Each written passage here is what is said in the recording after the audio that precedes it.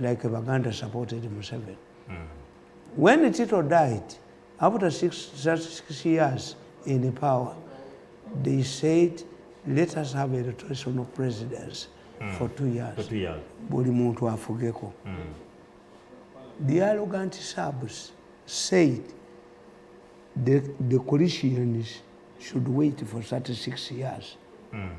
The first country to be declared, I think it was the French president who declared the coalition. Coalition became independent. If we cannot rule, we can wait for 36 years as Abasabu Nebabagamba. You are free to go for independence. Why? But wali enyumba y'omusabu wonna waffe. What if the Banyankole today say you are free to go? But every property, wali enyumba y'omunyankole waffe. What happens? This is what happened in Yugoslavia. Okay.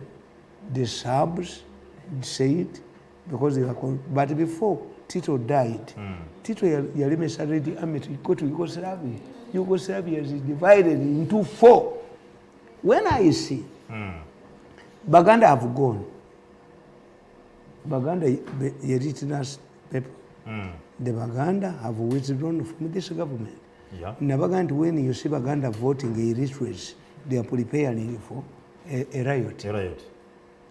Buganda buli lwogira banga abagezi ba America kyambadde bani babasudde. They are preparing for a riot. Kiba kivumo. Humiliation. In 1966, Mayanja Nkanji did not chair the Stomero Chief that first declared that the central government should leave Buganda soil.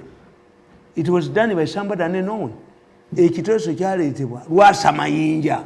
Ekiteeso Lwasa Mayinja kyaleetebwa unknown man from Rakai, from Kochi, even Kangi himself. Mayanja Nkanji told them, I'm a lawyer. If you chase away the central government, or better we receive an opportunity to hit us. Okay. Bamuno akakasajja ka mutima, and interestingly, Maiga is from the Mutima. Anti nkubuulira nkugamba. History repeats itself. Yeah. Kakati Maiga is demanding money from Museveni. Nga kibi. Otumeta Buganda tebanja. Anti ebanja bakajiwa mmeka. Anti Maiga amanye ekiri mu government.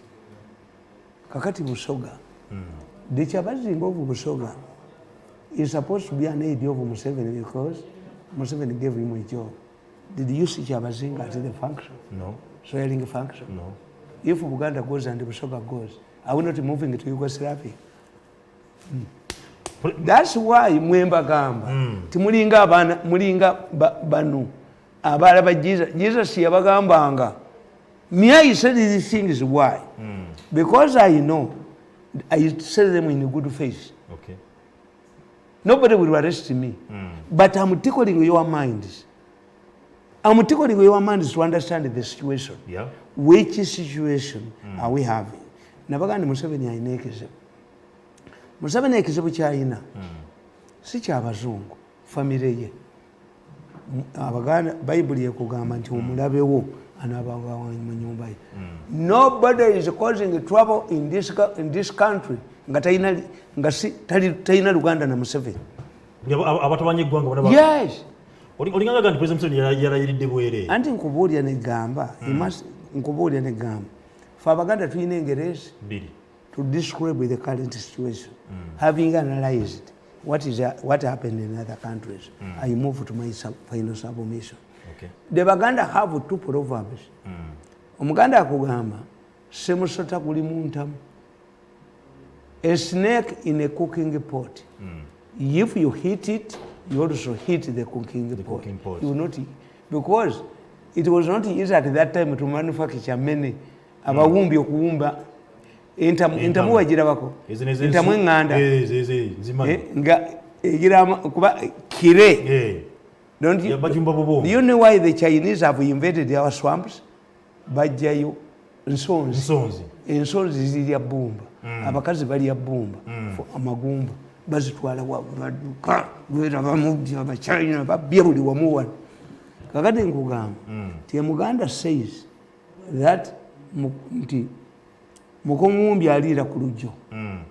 the manufacture of port aliira ku olujjo comes out of a broken pot. Kubanga everything this muwumbi manufactures is for sale. Yeah. Omuganda n'agamba nti musota guli muntamu. You heat it and you heat the cooking pot, you don't cook. So waiting the snake to uncoil to get out of kubanga omusota guno gwajjanga omusota guli cold blooded. Gujja kuwulira bugumu. Yeah. Yes. Era gwezinga nnyo mu baana munazaalibwa n'omusota you are stupid. Omusota gujja ne gwezinga mu mwana okufuna ki? Okufuna ebbugumu. Kati abantu abasinga obujja bagamba munazaalibwa n'omusota you are stupid. Kakati omuganda kugamba nti semusota guli muntamu. Museveni alina omusota oguli muntamu. Agukube entamu eyateke oba alinde omusota gugende tajja kulya. Two, omuganda tells you nti a wild animal survives if it is a totem.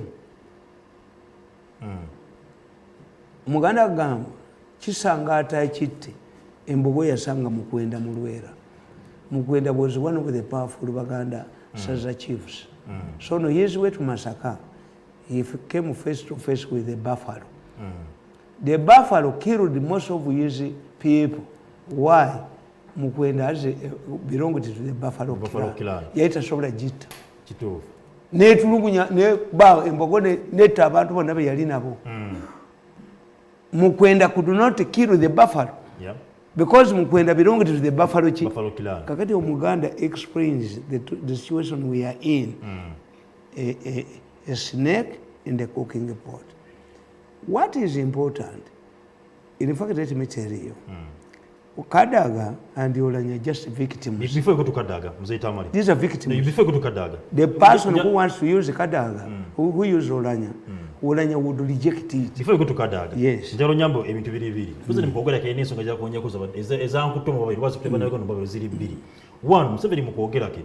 Yagenda about na agamba ati abazungu not tebaswa kumusabeza about democracy and good governance. Yes. Dala mtufu President Museveni, Okalo Africa, yekande mtufu ogante musabisa governance and democracy. What Museveni's government is suffering from, we call it political hygiene. That is bad governance. When a system overstays in power, it develops political inertia. Museveni ekimubonyabonya ayina omuntu atawanya gavumenti ye kwatasobola kwata embogo esanze mukwenda mu Lwera. All of these issues you see abo bonna nabagamba nebakuba n'omwana wange ti Besigye yalimba kandiho nalimba n'Owaiso ti abaana ba Bobi Wine Nuupu baagala okwokya ekibuga. They went to Museveni. Besigye yabiyiya. Besigye muli wase mukwata mukuba akatambi. Besigye mukuba akatambi. Mukuba akatambi acha leti Besigye challenge me mukuba akatambi. So Museveni was deceived. But Museveni said, oba bazzukulu bange baagala okwokya ekibuga, preempt them as the leader would do. Mubakwate, mubateeke mu centers tubasomesa. Museveni says, you deal with the authors, not bano bebakozesa. Abaana abazzukulu bange bakozesa. Mubasomese mubawe ne sente bagende bakole emirimu. But somebody Museveni cannot touch. Yateeka abantu be mu kitongole mu special forces ne bakoleramu ebikolobero. Where did the CIA get all of these photos? The damaging photos they have. And inside, embogo yasanga mukwenda mu Lwera. Mbogo mu gavumenti ya Museveni mulimu embogo naye mukwenda tayinza gikwatako kubanga mukwenda yeddira mbogo. I'm telling you. President Javudena alaga nti yamali miaka 16 mu nsiko. Yes. Nga kyemutala mu nsiko. Kulwanira democracy and good governance. Kankubulire. Emyaka 16 yamalayo. Anti president. Jamu yamba ki. Kubanga bina byagenda mu nsiko yamutala mu nsiko. Sasa babikola mu government. But what soma international relations. Batugamba. What the president talks to his local or domestic audience itwalanga bikulu. Yes, he has to say that he's in charge.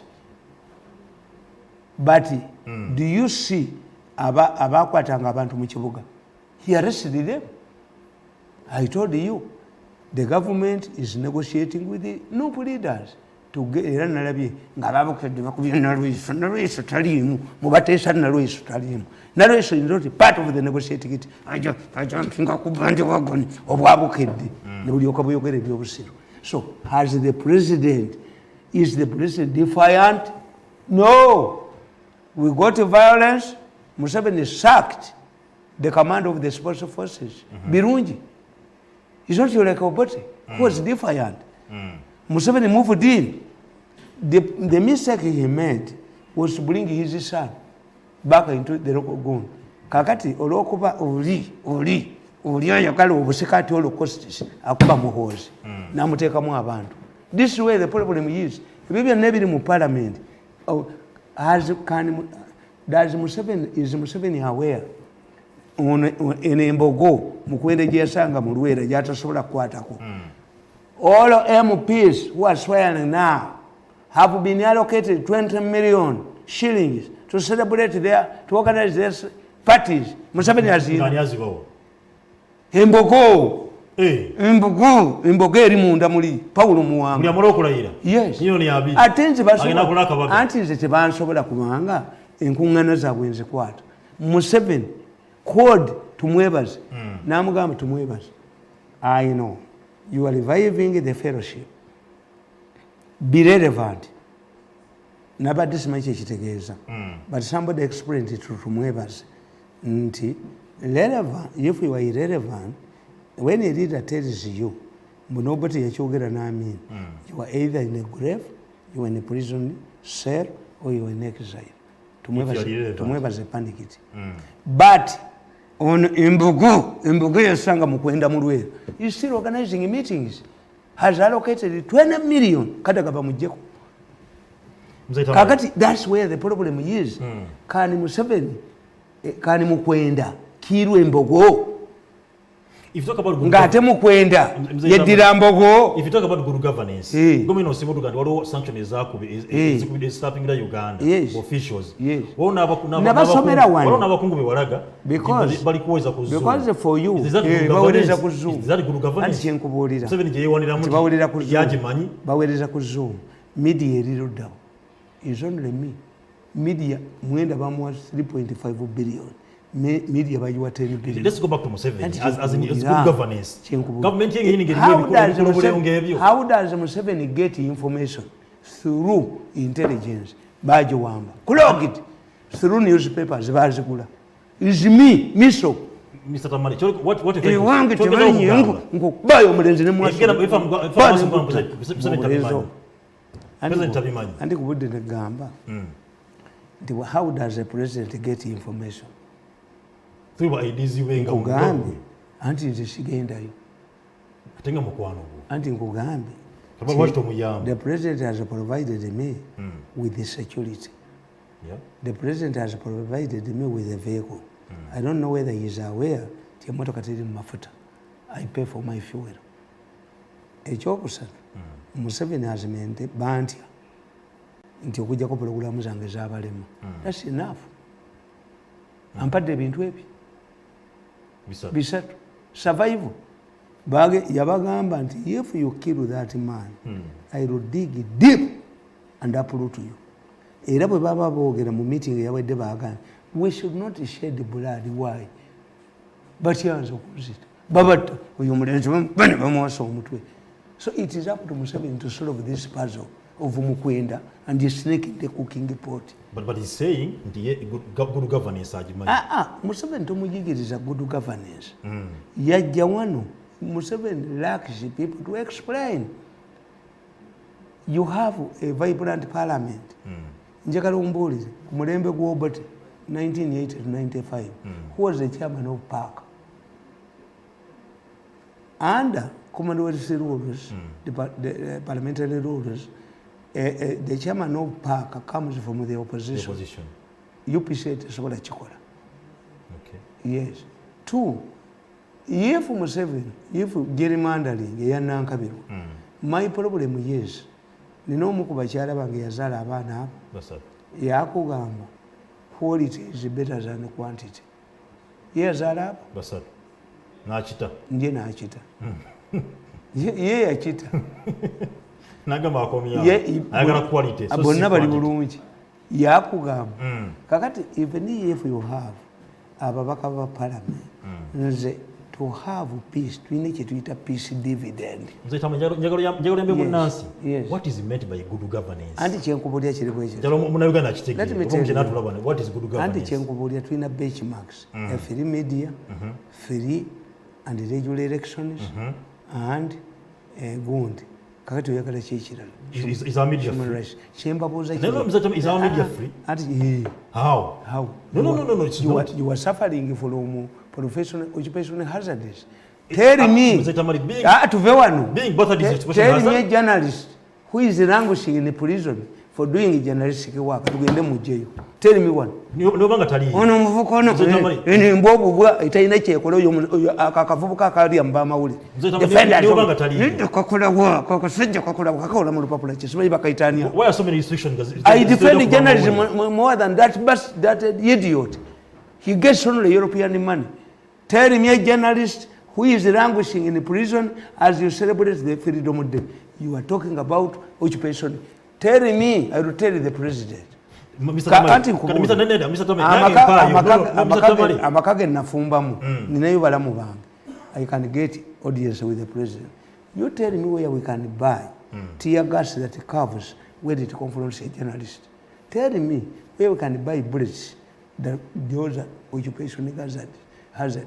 In fact, it's because of failure by people like Nabakova. If I was in Nabakova on Media's Day, I would get the report. How many journalists have died in doing their work? Monsiona. How many journalists are in prison? Uganda does not have a single journalist languishing in a prison for doing journalistic work. Aliwa. Galiwa bungi goliwa wali urasoba kubandi don't air this tell me a journalist who has been charged with treason but yababbi bagamba kuyita ino jokobe jokeme mujja kemuka walagoba bela kwasa omutwe kadda wano kuzanyisa mbona zene jambi ngono nanyine buyinzo ayagala kusula government kanjogerako anje kanjogerako seketika tubako bela kwasa omutwe ne kitava ko de bamutta ISIS what is ISIS bago bamutabazi ne bakaleta ngono nyine unafusa omusota muntamu nga yakalesa tubuloko mayiguli izikwate bakubeba kwasha omutwe and everybody kugamba that good governance all decision in easy for you are timid me social media gadwa na musala ko social media galwa information let me tell you tugenze mukalumiza the president is receiving bad advice from your people you call people Banabako. Do you know how much money? Do you know how much money government lost get the internet? Yes, anti kakati loss anti kyenkulira nti abo bamukolo obubi nga ndi mawulire nga nze minister nyiza n'okugalawo. What are they saying that I cannot demolish? Tell me an opposition person what he can say which I cannot demolish. Putting aside the nkubidde magogo esimu kumacha ne mugandi magogo banno bakutwala mufufu magogo ngambi fufu efugibwa mateeka ne magogo nangamba nti minister Moloko angambyewa angambye Moloko nawe walala nanga nti Moloko the minister yakulira fufu yakulira ekibina kyayo ky'omupiira and has given me another country where an equivalent of Mukahanizi is the chairman of fufu. Why should an equivalent to Ezala a gundi nga Mukahanizi ayingira mufufu fufu omupiira kati gwafuuka business. This is why the Chinese abantu bonna batunulidde ekintu kimu. There are two people eyeing China. The Catholic Church is eyeing China. If 1 billion people convert, China in 40 million people, Catholics. The only problem is that the Catholic Church in China is controlled by the Communist Party. Bishop Babaronda is not recognized by the Vatican. Recognize it. To another person who is eyeing the Chinese is FIFA. If these people, Museveni yigiriza abachina okunywa kawa, bayite bamunywa. If the Chinese can join soccer. They are training because it is money. America is training because of money. Kakati the moment bali angami chengeza ko kugamba okimanyi. He has defended his position. Yeah. He says nti amateeka agafuka fufa sigawan. If they are challenging me, I can quote examples. He has told me about Morocco. Has also given me another country which I have forgotten because I was angry about this Mugundi. But he defends. Why doesn't Museveni have defenders? They are humiliated. Yes, whenever Africans get challenges, omukulu talabwa mukamwa lwaki oyina omumwa lwaki tolabwa mukamwa ng'oyasana. Train people. Train people who can defend counter. Nebo bodi ya Mirundi n'omuteeka endu n'oteekayo gundi ono mwala bamuyitani bakusasira bu type yaabwe mbakuba ne bateeka ku ttaka. Era nkugamba if I join the opposition, two things will happen to me. They will shoot me, my head, oba minzani ejja kwewanika. Opposition ebirengeri waggulu nnyo. Ngandala. I reform the opposition. Kubanga nze sikkiririza mu coercion. Gwe kyenkubuulira ani yali azze wano nenjogera ekigambo nanvuma era baddamu ebyo mutamiivu muki. No, okutamira si issue. Yeah, true. But have you responded to what I've said? Nti I've said nti when you look at Libya, Gaddafi failed to contain Islam. When you look at Zimbabwe, the same. Mugabe's wife omuko yavuma mekamanda tusobola n'okukyusa bamutwala nekalubindize. When you come here, yes, tuyina aliwo atayogerwako tuyina embogo nga mukwenda ati ogikwata tuyina Paulo Muwanga. Let me tell you, Paulo Muwanga, do you know why Paulo Muwanga overthrew his government? Muwanga, I think, he wanted to rule the country, but he knew that he had to bring Obote back and undermine him. When Obote came, Paulo Muwanga became vice president and minister of defense. Obote could not have entrusted Paulo Muwanga with the defense, but Muwanga had become the chairman of the military commission. Nga Museveni ye vice. Muwanga did not recruit Uganda from Mutukula through Masaka. Then he gave Museveni an opportunity to bagenda okutuuka e Kampala. Museveni saw Muwanga quarreling with Mugwesha on why they were not recruiting Uganda. Muwanga yali akimanyi tebajja Buffalo Street baleeta bamilisia okuva mu ekyolineramu. Kakati by the time kikosi maalumu came, Museveni yali abasinza amagi. Kakati Obote realized ti Muwanga had to be tamed. Naye Lwakasisi proposed to Muwanga. Why propose to Obote? Why don't you appoint Muwanga Minister of Finance? Obote n'amugamba nti empisa ejja kuwoza akatale ejja kugasiza Muwanga ayagala nnyo ssente. Kakati Obote n'agamba Obote in the 60s he enjoyed the quarrels in UPC because those who were quarreling used to come to Obote as a father. This is why UPC split into groups. UPC Science, UPC Syndicate, Gaya Mwankole.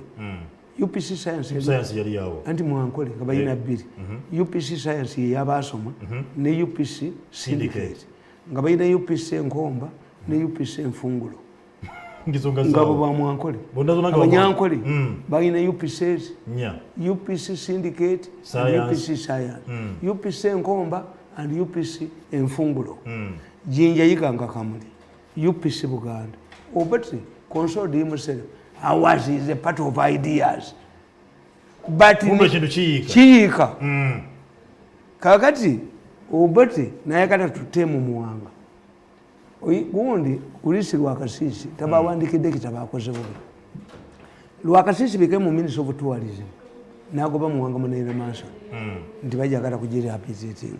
Eyo gyolaba eno Gumba Sheraton kyali kisiko nga tosobola kuva ku sipiik kugenda ku Seraton nga bakwatirawo abakazi emisana tu. Era bwe NRM bwe yajja mu buyinza twaluyitanga lujja nga banaire buluwalizi baleeta omwenge paka abasajja lwe batandika okukwatirawo abakazi nga batamidde emisana tu. Eyo imperiyo emitayimbwa gyaliwo. Era bwe baali bayisa ssente nga bano bafati bwali badduka ekkooti y'embalala empale kabaale aliyingira Rwanda nandawe anti nkubuulira kakati Obote bayisa ssente mu parliament okwo Meriton ngayo Seraton bagiyita Meriton.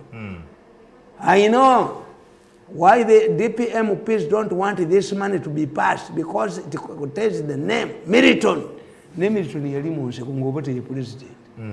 Kakati gundi we had the North Korean commandos, we had the British Advanced Military Training Team, because at that time, Britain was under Margaret Thatcher, and Margaret Thatcher was saying, give military a chance.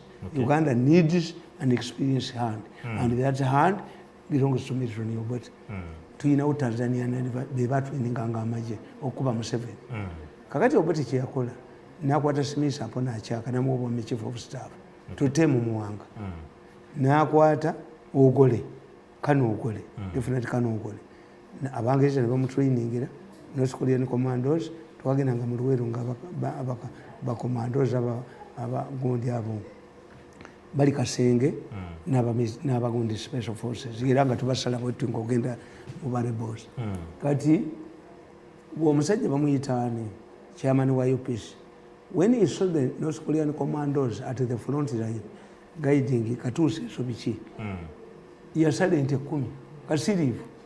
I was one of the last people who saw Kasiriv alive. Manya Bamu Yola. Okay. Yes. Nek Nasa Kalimaya did this one way. Kalimayan Namoya, because I published a story in the morning, but they had been surrounded up. I didn't go. Paulo Mwanga, Gondi, Botanagam. Peter Otai become a Minister of State for Defense. Nga yakola buli kimu kyonna tutemu Paulo Muwanga. Okay.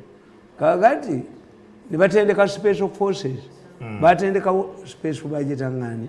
Special force yali abasajja bateso nga bebasingamu obungi nga bambala ebyambalo bya bulabu. Lwe yakumba okuyingira Kampala balaga amaanyi Muwanga yalejula army ne bagikubamu amasasi ne bataaga Bombo Road. Muwanga yagamba twabadde twalowooza nti bayeekera bavudde bombo yabakuba amasasi Paulo Muwanga. Obote failed to arrest Paulo Muwanga. Paulo Muwanga met Kirunda Kivejinja, is not alive. He met Kirunda Kivejinja in Germany and assured the NRM people that he was in charge. He could overthrow Obote any time. Kuba Nyerere yajja wano n'asanga Obote ng'atamidde. N'agamba Obote, n'agamba Paulo, why don't you overthrow this drunkard man? Kati Obote n'asaba Nyerere abatabaganye ne Paulo Muwanga. Mwenye Nyerere kye yakola? Nyerere yafuuwa lufu. I'm ready for Dodoma. I'm ready for Dodoma. Muwanga topped Obote because of encouragement from Nyerere. Kuba Nyerere yali alowooza nti Obote will reform. Obote yagamba wenakoma wenatandikira. He did not reconcile with the Baganda or anybody. I will begin where he started. I came here with the one-way ticket. Kakati Paulo Muwanga kwategeera nti Otai agala mulyako kifo kye. Muwanga revived UFM and FEDEM. And the commander of FEDEM was his son. Muwanga yazzawo yayita Kayiira. Muwanga hosted the rebels from NRM headed by Major Katabalwa. N'abatuuza wano. Kakati Obote bw'ategeera bakulisirwa kasisi baani ne bategeera ti Muwanga hosted ba rebels baalagira Captain Namiti eyali aduumira embalala intercepted Katabalwa on the way n'abatta. All of those who attended Muwanga's meeting, Muwanga hosted the rebels in Uganda, but Obote could not arrest him. What Obote did was to direct Captain Namiti to kill Katabalwa on the way with his delegation. Era Namiti yafiira mu kkomera. Nenga takutte ku Muwanga yamutya. Mzee Tamale. Kakati kasita Museveni ani ata Paulo Muwanga. Museveni n'atya okwasa entamu omusota Museveni n'atya okkuba embogo kubanga wa mbogo mukwenda kiyiise kubanga ne meeting zikyatuula era bagenda okugenda ku platform yange olwaleero oli embogo ekyatuuza meeting ne chairman era chairman batudde mu meeting chairman ne bamuwa million 2 okuwa bakaba parliament kati yalina sente mmeka akwata million 2 ya Museveni atugera ku STV ne mukulu Tamale Mirundi atugatuisa tugenti Museveni ayole embogo nga Museveni amugambo kuyole embogo aleme kufuuka mukwenda yabadde ayogera yatumalize kati tugende ku kya speaker yayise ba Africa president babanne mu n'abakulembeze ba Africa abadde ku mukolo gunene n'abagamba beegatte basobola ba defending Africa takuteekwa limu ngeri ya Gaddafi musajja amaze okuba nti abakakkanya abajolonze abayise ba idiots I don't think that Museveni is underestimating the European power. No. What Museveni is saying, you cannot panic. These people, your people must know that you are in charge. Abana bonna ku kyalo bwe babakuba baddukira wa taata waabwe gundi ankubye era mwana mutata we asinga amaanyi bwe kiri kakati Museveni cannot panic. Two, we am not see these Europeans invading Uganda. No. They need Uganda. What they need is to understand nti mulimu malisi tiwe balaba muhoozi nga z'okusikira birungi bamuteekamu abantu Besigye propose n'abalimba n'alya sente bano ne bakuliyetinga. How many cases have we seen Europeans targeting Americans targeted in Iraq Chinese embassy because of poor intelligence? Americans have bombed civilians for poor intelligence. Yes. So it means that this government, me, I'm happy. We get people like the Avalis, we get people like Kutesa who are known, we get our diplomatic corps. This front can be solved. Why? I'm not seeing any future violations of human rights. What the government should do? 3 things. 1, fill the vacant post of chairman of Uganda Human Rights Commission, because this is a constitutional auditor of government. 2, announce these days, I think it has dawned on General Tumwine that things are worse. I'm seeing him taking a back seat. He's no longer making abusive statements. He's a man who is becoming sober because the goodness of knowing of exposure amanyi. What does a ban mean? Kakati, we must close all gundi safe houses. We buy gundi mu parliament ya Ghana. So we must close, announce publicly if they operate. Kubanga safe houses were abused by Kaka. Safe houses have been existing in colonial times. They belong to the police. Nti bodira abantu tumukunde ya kyogera. Tumukunde ya gama nti if you take Kamoga n'omusiba n'abatabuli they will turn Ruzira into a college. Kakati mu colonial times bakolanga safe houses, they belong to the police. To separate prisoners, not to know to plan for you. Okay. Toleba mu court. If I go to court now, mbagamba nti nja kwogera mu Luganda. Bwonsekerera. But do you know what it means? By the time a government or somebody, a lawyer, asks me a question, then I get another time when the translator is translating. Yes. Whether you let us announce the safe houses, let us release Narweshu yagala kujampingako. I don't think that Narweshu is a part of the negotiating team. And Narweshu will scare people. Let us release what? Those are people who are scared, who scare the population. Abubali badeba today. Narweshu should sit down. Nakali should not show her face. There are people who cannot show their faces. Mbayo.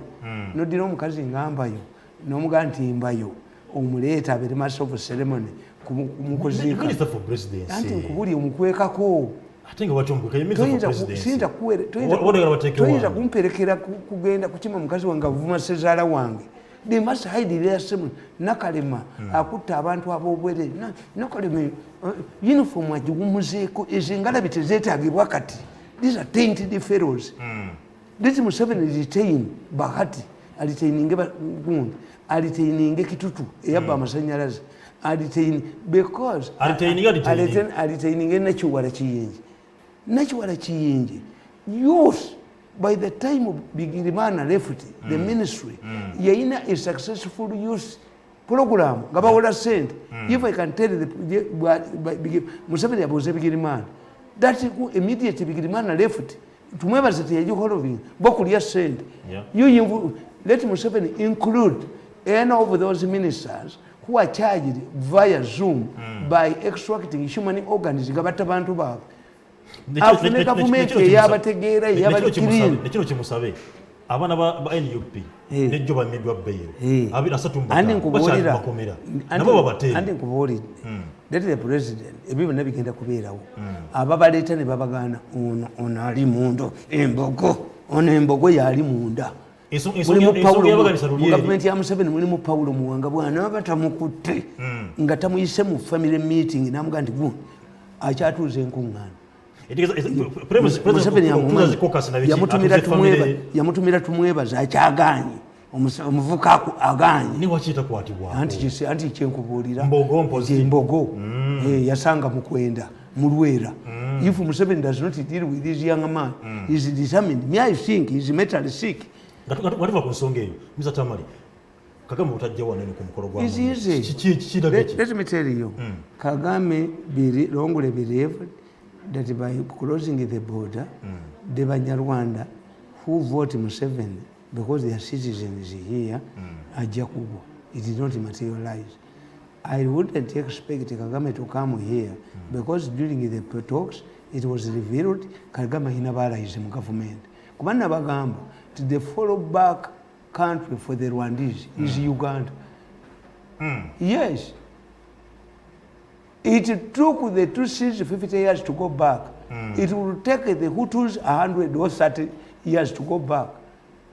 How do you control a country? 40% or 50% of your population, 30 years in diaspora. Who killed the Italian man, Italian ambassador to Congo? Why is they are fighting in Eastern Congo? Rwanda established a buffer zone in Eastern Congo. It cannot trust the administration because it will allow the Interahamwe. But gundi ya kugamba gundi Nicole Machiveri ya kugamba anybody who has helped the prince to come to power must be eliminated. Rwanda will maintain hostile relationship with Uganda. Why?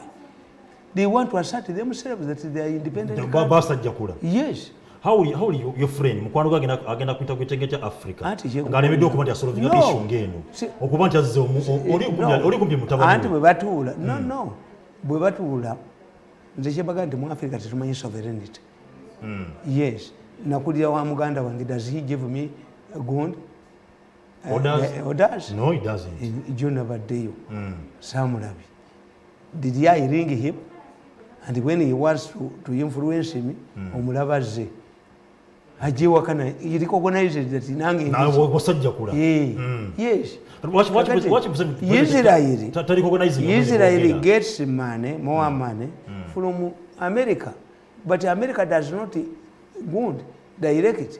In fact, when Clinton pressurized with the Pope Johnny Pope, pressurized the Israelis to talk to the Palestinians, the Israelis responded by two things. Badira Clinton nebamuteka ko mukazi wenzike nava kuba Israel natandika kulwana naye kerezia baje kuba mu America ne gwawo nga buli bishop cardinal yashia kwa bwana. That was the Jews. They retaliated. So for me, a man who did the international relations, do we have hostilities with the Southern Sudan? No. Do we have hostilities with Kenya? Kenya is our largest trading partner. Yeah. Do we have problems with Tanzania? No. Do we have the problem with the Congo? No. Burundi? No. Then you zero on Rwanda. Kakati the Rwanda's issue is who liberated who. The Banyarwanda in 1983, Baba Goba mu Uganda, Western Uganda. Never yingira mu NRA. And you see, the Museveni mutunulya ne mulaba. Katonda ajamuwa nnyo. Why? Tuyina ekituyita Lucifer theory. Lucifer theory means that the person you have helped pays you back in a bad way. Nze bwe nabakolera balowooza kunda nti ono omulenzi ono mutoni wa Kajiji nantwala mu media center nalingeze era nvuma kana akasajja kana akayina olukolinga olusingo bakukubye omusajja baliye kwakusibye mu komera nojjana babadde bakookeza tebajja kukatta tuyinza kuba musiru wooti baliye kunakusiba mu komera kubanga balaye era nakusiba mu komera nakuteekako emada charge enkya nojja n'okola ng'okola ki myeka noti siyinza kudda kakati nkugamba nti abaganda bakugamba nti ente emu tegaana ndala kunywa. Rwanda, we have a problem with Rwanda. Why? We are part of Rwanda. Yeah. Yes. The Banyarwanda, what me kyenjagalira ennyo ekinsanyusa, in spite of the quality is at the top. Nabagamba nti President Kagame singa twali tufunye Rwejema tebyali baddewo. Because Rwejema was taking Museveni agenda naye mu Nasawa had a fatherly figure. Okay. Yes. Nti me I support Museveni. Why? Namulabako nga bannalwiso batudde. Museveni bamugana navumye mukazi we netutula fembi ne tukola apology twalide mukazi we twaboko nakana nga mpito mukbye paka ekyo lwendi mujemu atangamu namanyira kakati nkugamba nti namutunulya Museveni bwenti nga awulidde teepu lweje gundi Kagame yali mu kubasiima nga wa intelligence. Okay. Kakati when did he contact Museveni? Bano balwejema bandi the mistake the government did nti balweje bano babayingana badokita bayingana bano babuje bwe batalwejema ate nabano babata. Okay. Yes, it depends. Kagame yerwanira olutalo lwefu lumuziro. Okay. Ensonga njatukwale ku nsonga ya Kadaga. Lwaki lift eri awo bitu lwaki otalo bulungi amanyi gavuddeyo mangi ku Kadaga nawandika akatabo kange kubagenda ku speaker. There is no problem between Kadaga neseke kuba nti yetuula nti Kadaga aveewo ono omukulu. Let me tell you, namuwulidde ng'ayogera oyo omukulu nannyini ensi namuwulidde ng'alina chairman. He's saying he doesn't want Kadaga. Why? They are going to make amendments. Where? Bagenda kuzaawo term limits. In the constitution. Museveni bamukwatireyo. Bagenda kanti omuntu tafuka ggwanga nga 85. Okay. Bakuza age limit. Yes. Ono omusajja omulenzi oyo wants to eliminate would be potential candidates. Abamufaananya kuba Mbabazi n'amala akoma bagenda mufuula wa bigere. Mbabazi ayinza okukoma wano agenda kukola ki kateekayo yakola ki Lazaro yakola ono omwana abakubirawo ekyeso fwe butoto tukikiriza kubeera ku muntu bagenda okuba Mbabazi bajja kuba Mbabazi ono omwana nga Museveni kyamukutteeko is determined namuwulidde ekiro has been chairing meetings ne chairman. Okay. Ekitegeeza takuba Kadaga ye yagamba Abaganda tuli condoms tuli for business. He wants era yakugamba nti pulani y'okuleeta olanya nti amagye bwe ganaawamba gavumenti gasobola okuleeta olanya nga ceremony yo president speaker akwata power ono omwana Museveni ajja mwekulira anamutya oyo mami tayagala Kadaga bati baliye mukuba butambi adduke anzita alabe abambala kino kuliba mutwe bagwasi nange nina ba allies mubambala kiraka otugamba waliwo pulani y'okubanja amagye kumba gavumenti esawa ye bwalowooza kya pulani ye kya pulani nga Museveni tagenda kumalako and is an insider bayogera nabo yakutte miliyoni 200 buli mubaka wa parliament. How much money does he have? Sende nyingi nawamba ennyanja nawamba ennyama nawamba amata nawamba buli wamu nawamba ministry of education nawamba ki Museveni ajja mwekulira mulago.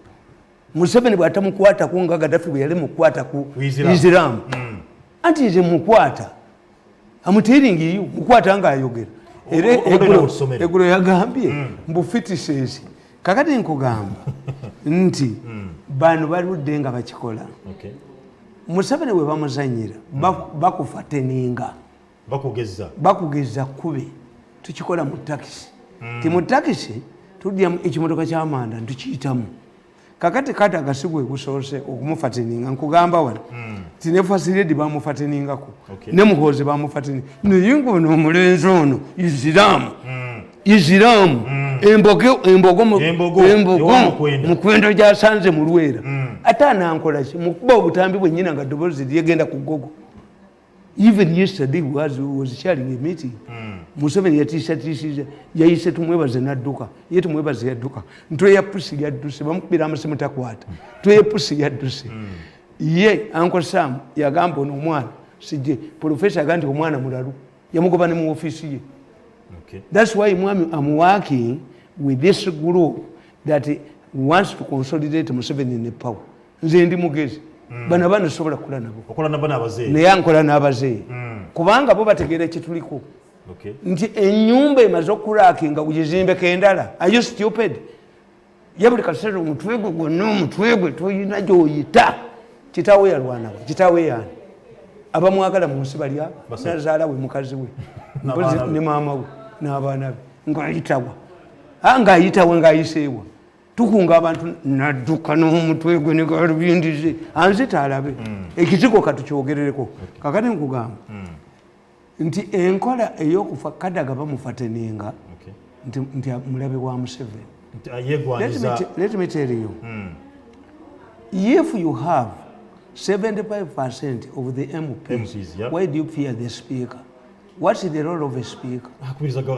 Yes, you can bring a private member's motion provided the government agrees to sponsor it. Yes. Kakati Kadaga abalidde kuki ono omuvubuka yayagala okukuba buli muntu naye bwekyojoga wejoga mwana yanjoga naye nze tansobola nze nashiriki yange nsiri muntu olumba olulimutta luliva kunze ate nyinza omukuba ebiko mwenda nomukuba ebiko mwenda munyonyi ng'awulula ebiko mwenda bwasukabebiko mwenda bwasuka nze tansobola wano mu Uganda nti waliwo ansobola gwe leeta essasiro likuddire teri agenda kukuba ssasi neritamuddira. I'm assured nobody can kill me and go with it. Kati nkugamba nti si kye kisoose okufateninga. In fact Olanya would just say no because Olanya is a pawn in a chess game. It's just being used? Is used. Taina chances za kuangula kifecho. Ono muvuka mbufa Abaganda tuli use the condoms nakada kwa atuvumi niwe muntu ave ku Baganda banamu kubaka nakasajja kabukedde akasajja ka new vision kakuba Abaganda ndikama nengo kona kuvuka kemengo kakolagana nabo akasajja kemengo akakolagana nabo niye bagenda ba nkubulira mayiga nkubulira bagenda ba luwombo lwenkebuka mayiga da movement Museveni ba luwombo lwenkebuka somera kadde katuweddeko nkugamba when first lady Kataka Janet Museveni was appointed a minister in the Prime Minister's office, it was a testing exercise for the Prime Minister, Mbabazi. It seems he did not realize it. Mbabazi's allies also did not understand it. They looked at the First Lady as an impediment for money acquisition. This has been the major problem for the Mbabazi group. Umanye Mbabazi inamu group, kati yaba nabajita fellowship.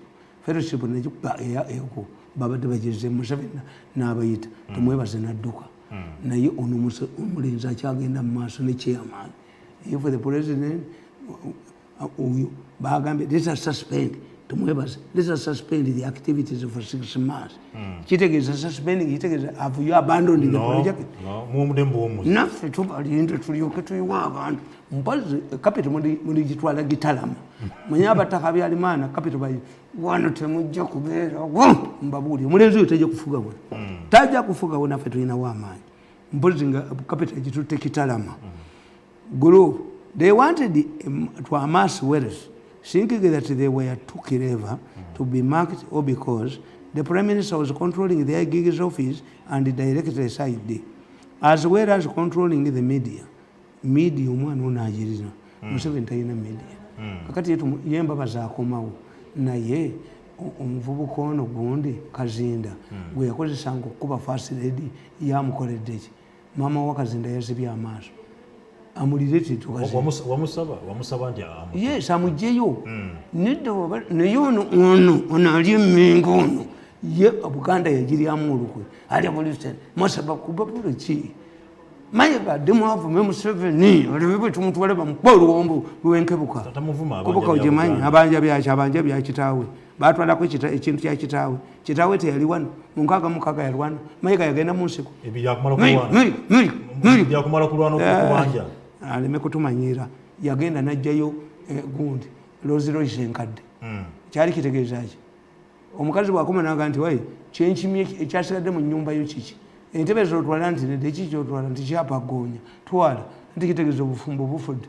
omusajja Mayiga luuya n'ogenda ewa Museveni nga kyobanja oyise enkadde ate n'ogamba nti obanja naye mulenzi gwe lwaki towummulako Katikkiro wa Buganda yagenda e Bungereza n'agamba Queen n'amugamba nti nkolere ki ndi masannyalaze n'amazzi baamutta naye kati buli omu kyaliko naye Mayiga mu bintu byewalekebwa Museveni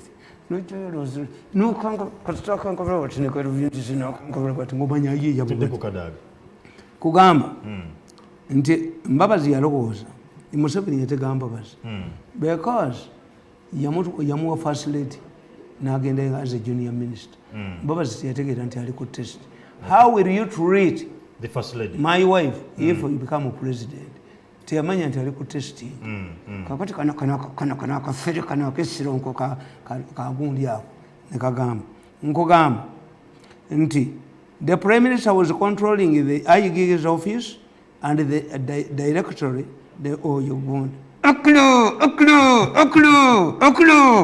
naye akola ajja kukwatibwa akola alikwatibwa as well as controlling the media media omwana yono yagiina they could easily cover their footmarks.